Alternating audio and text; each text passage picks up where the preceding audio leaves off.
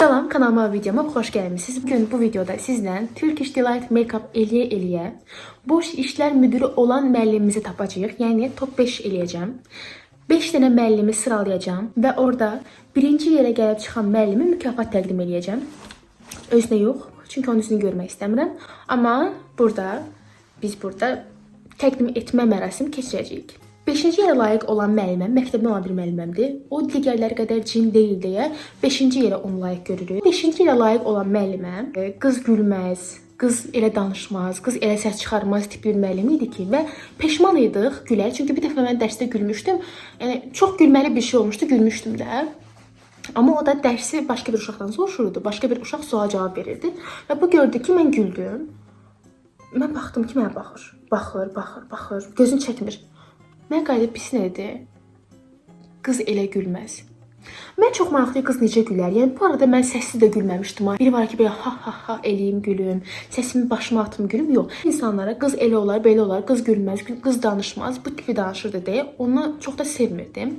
Onunla problem də olmamışdı. Çünki mən heç vaxt müəllimlərimə qarşı hörmətsiz eləyən bir insan olmamışam deyə bir problemimiz də yox idi. Və bir problem olanda heç vaxt qarşıdakı insana qulaq asmırdım. Yəni onların günahı var, yoxsa yoxdur, maraqlı deyildi onun üçün. Onun üçün maraqlı olan onun öz fikirləri idi, o an gördüyü idi. Nifrət də eləmirdim, amma sevmirdim də.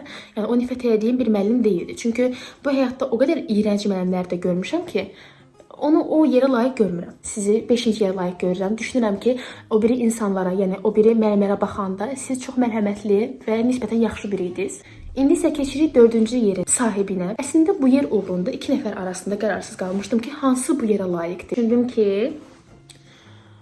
Mən düşündüm ki, bu yerə mənim universitetdə müəlliməm uyğundur. Çünki ondan daha betəri 3-cü yerdə olacaq, mənə elə gəlir.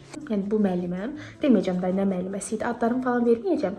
Bu müəllimə biraz qızlara qarşı olan bir müəllimə idi və tənəffüslərdə qızlara yaxınlaşıb deyirdi ki, makyajını niyə çox eləmisən, niyə belə geyinmisən? Qız belə makyaj eləməz. Halbuki inanın mənə, o qızlarda o qədər də çox makyaj yox idi. Yəni çox da makyaj eləməyi sevən qızlar deyildilər. Sadəcə çox qəribə idi ki, oğlanlara yaxşı davranıb qızlara çox pis davranırdı. Bilmirəm nəyin kompleksinə girmişdi, bəlkə də yaşlılıq kompleksinə girmişdi. Amma heç bir halda insanlara yaxşı davranmırdı. Əsasən də qızlara yaxşı davranmırdı. O müəllimə ilə bağlı başıma belə bir şey gəlmişdi. Onun dərsində ön partada əyləşmişdim, tam qarşısında əyləşmişdim və mən nə səsimə çıxardıram, nə ona qarşı bir şey deyirəm. Heç nə, sakitcə ağıllı bir tələbə kimi oturub onun qulaq asırdım. Amma birdən qayıtdı mənə dedi ki, mənim bir müəlliməm var idi. Qızların paxıllığını çəkirdi. Sənin kimi belə səliqəli, ağıllı, geyimi olan, normal olan bir qız görsəydi, deyərdi ki, dur rədd ol burada. Niyə? Və mən bilirəm ki, onu deyən insan qətiyyən onun müəlliməsi yox, onun özü idi. Əslində öz iç səsini başqasının adından mənə demişdi və inanın mən ona heç nə demədim. Heç nə. Ona qarşı nə bir hörmətsizlik elədim, nə bir şey və onda da birinci kursuydum. Və birinci kursuydum deyə biraz da daha o çaylaqlıq olan insanda elə bir idim.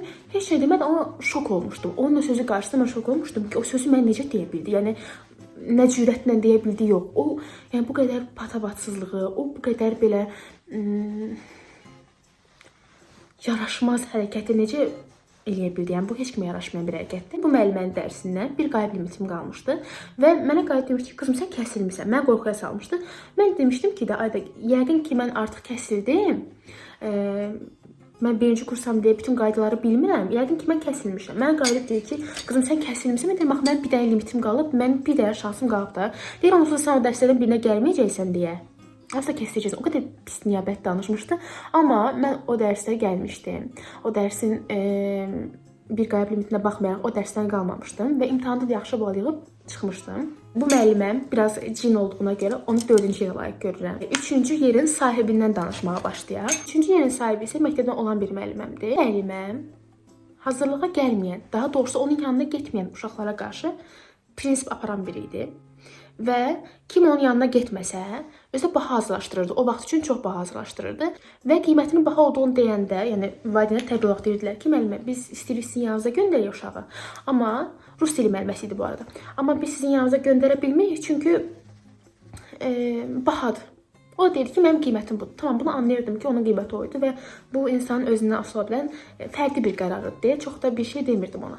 Amma bu müəlliməni nəyə görə sevmirdim? Çünki Mən onun yanına hazırlığa getmirdim deyə hər dəfə hazırlığa getmədiyimi uşaqların içində vurğulayırdı və bu mənə çox pis təsir edirdi. Əslində mən hazırlığa getsəm belə onun yanına getməyəcəkdim. Çünki mən rus dilinə yox, ingilis dilinə hazırlaşırdım. Mənim ingilis dilim daha yaxşı idi və uşaqda yaxşı yerlər tuturdum. Olimpiadalarda falan qalib olurdum.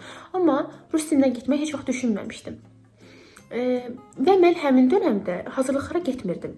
Mən hazırlıqlara son bir neçə ay getmişəm. Mənim ən çox getdiyim hazırlıq Azərbaycan dili ədəbiyyatı olub və ən yaxşı nəticələri də onlardan göstərmişdim. Çünki müəlliməm yaxşı idi. Yəni bu ona asılan bir şeydir. Mənim hazırlıq müəlliməm çox yaxşı idi.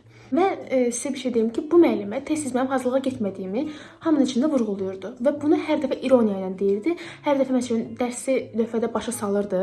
Sonra birdən dönüb deyirdi ki, Aytac məsələn Aytac atıram da nəsə bir mövzudan gəlirdi. Axı dedi ki, hə məsələn Aytac kimi. Aytac düşünür ki, hazırlıqlara getmədən yaxşı bal toplayıb universitetə qəbul ola biləcək. Aytac hətta yaxşı bal toplayıb deyə universitetə qəbul ola biləcək və bütün mənim o həvəsimi qırırdı. İstəmirdim. Buna məcbur da deyildim. Bəlkə də fikir vermişəm ki, hələ də beynimdə qalıb. Amma o müəllimi çox da vecimə almırdım. Daha sonra getdim. İnanın mənə neçə il hazırlığa gedənlər məndən eyni bal topladılar və mən istədiyim yerə də düşdüm. Heç bir problem olmadan, bir çətinlik çəkmədən istədiyim yerə də düşdüm. Və düşəndən sonra da Allahın köməkliyi ilə də o universiteti çox yaxşı qiymətlərlə də, qırmızı diplom olmasa da, çünki heç mənim qırmızı diplomla bağlı bir arzum, xəyalım yox idi. Kəsirsiz, heç bir kəsir olmadan özüm öz başımdan hazırlaşıb bütün imtahanı keçib yaxşı da bitirdim universiteti. Siz birinci, ikinci ilə də gedə bilərdiniz, amma mənə də gəlir ki, birinci, ikinci ilə daha başqa müəllimləri yerləşdirə bilərik. Ona görə də sizi üçüncü ilə layiq görürəm. İndi isə keçək ikinci yerin qalibinə. Yenə deyirəm, 1-dən 2, inanın mənə eyni səviyyədə olan müəllimlərdir. Mən onları hətta düşünürəm ki, hansı 1, hansı 2, bunu hətta siz qərar verərsiniz. İkinci yerin sahibi məktəbdən olan bir müəlliməmdir. Bu müəlliməm çox psixoloji problemləri olan biri kimi gəlirdi mənə. Niyə görə?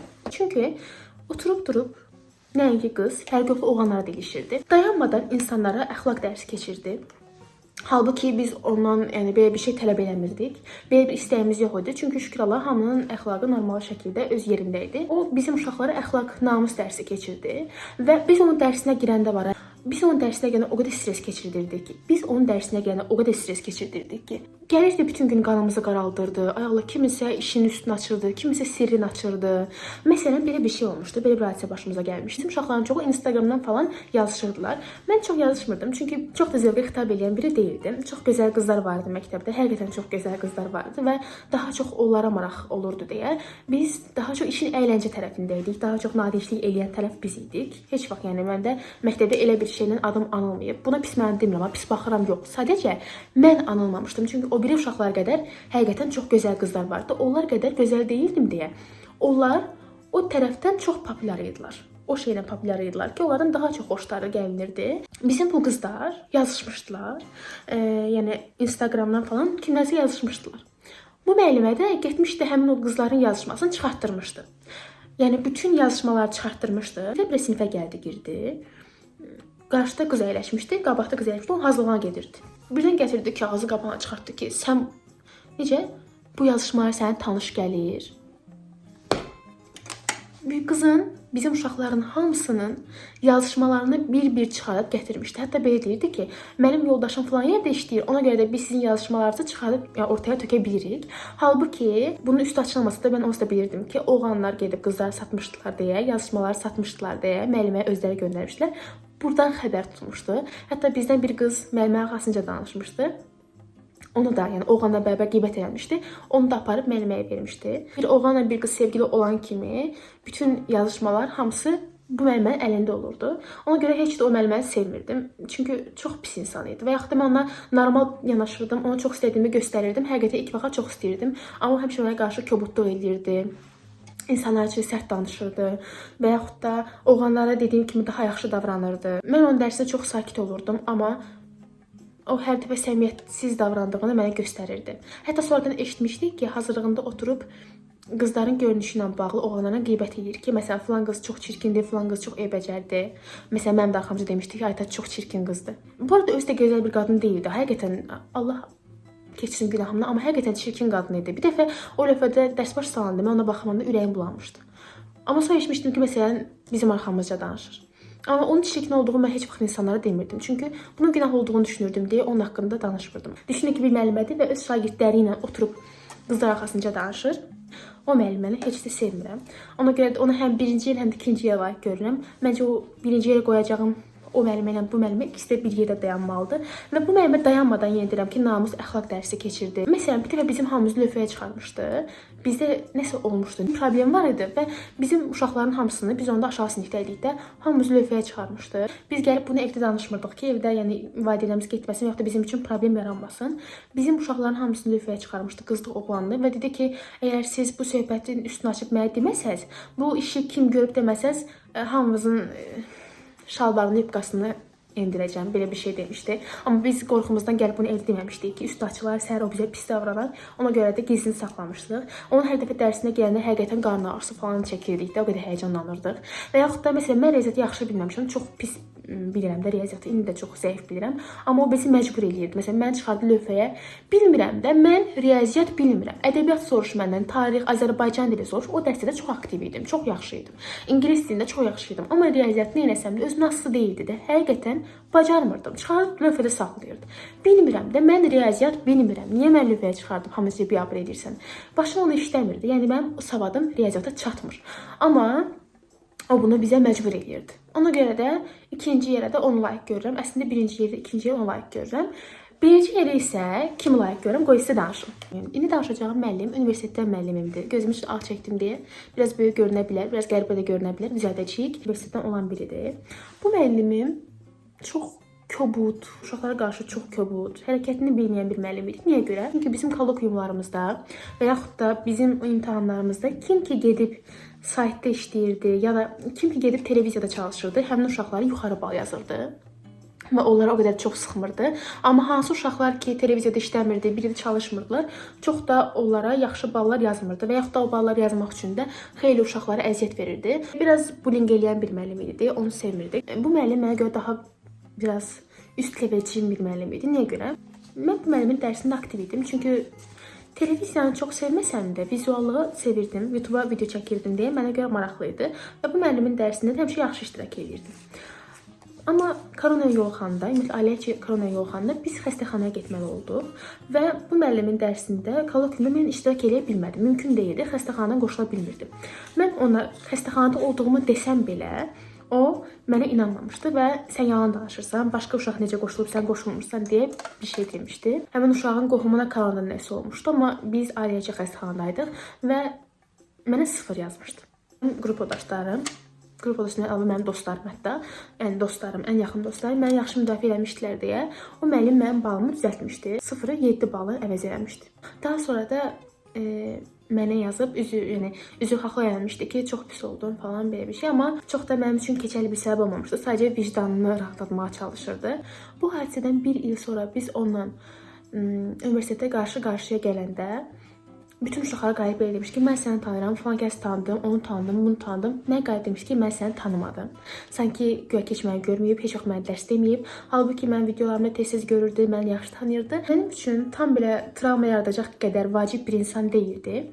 Amma elədiyi hərəkət heç də yaxşı bir hərəkət olmadığına görə və çox da uşaqda travmatik bir təsir yarada biləcəyinə görə bu müəllimi birinci yerə layiq gördüm. Sizi də birinci yerə layiq görürəm və inşallah ki, bu sizin bu sahədə qazanacağınız ilk və son uğur olar. Bu qədər. Makyajım bu qədər idi. Ümid edirəm ki, travmalarımla makyajım sizin xoşunuza gəldi. İnşallah ki, bu video sizin üçün maraqlı oldu. İndi gedirəm mən TikTok üçün video çəkməyə. Bunu da burasını biraz əlinə yapışdıracağım ki, aşağı ensin. Makyajımı yaxından biraz da göstərim. Türkiye'nin Şoray Make-up belə idi. Bu videoda sizlə olmaq, müəllimlərimi saçım yaxşıdır. Müəllimlərimi sıralamaq çox maraqlı idi. İnşallah ki, video sizin xoşunuza gəldi. İndi isə mən sizlə sağollaşıram. Növbəti videolarda və vloglarda görüşmək ümidi ilə. Saçım da düzəlsin. Hələlik.